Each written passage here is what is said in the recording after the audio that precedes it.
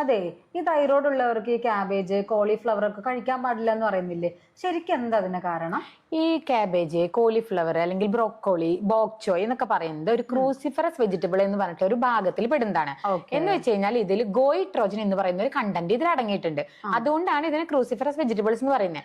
എന്തുകൊണ്ട് ഇത് തൈറോയിഡുകാർക്ക് കഴിക്കാൻ പാടില്ല എന്ന് പറയുന്നത് വെച്ച് കഴിഞ്ഞാൽ ഇതിൽ ഈ ഗോയിട്രോജൻ എന്ന് പറയുന്ന കണ്ടന്റ് നമ്മുടെ ബോഡിയിലെ അയഡിന്റെ അബ്സോർപ്ഷൻ കുറയ്ക്കും, ഇല്ലെങ്കിൽ അയഡിന്റെ ആക്ടിവിറ്റിനെ ബ്ലോക്ക് ചെയ്യും.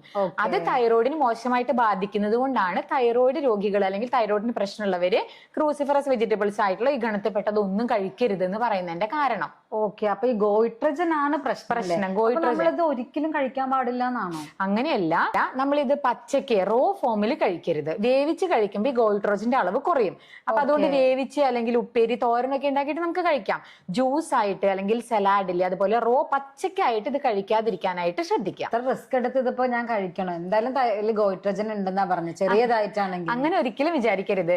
ഈ കാബേജ്, കോളിഫ്ലവർ, ബോക്ചോയ് എന്നൊക്കെ പറഞ്ഞ ഈ ക്രൂസിഫറസ് വെജിറ്റബിൾസ് ഭയങ്കരമായിട്ട് ഹെൽപ്പ് ചെയ്യുന്ന ഒന്നാ. എന്ന് വെച്ച് കഴിഞ്ഞാല് ഇതിൽ ഇൻഡോൾ 3 കാർബിനോൾ എന്ന് പറഞ്ഞിട്ടുള്ള ഒരു ഫൈറ്റോ കെമിക്കൽ ഉണ്ട്, ഒരു കണ്ടന്റ് ഉണ്ട്.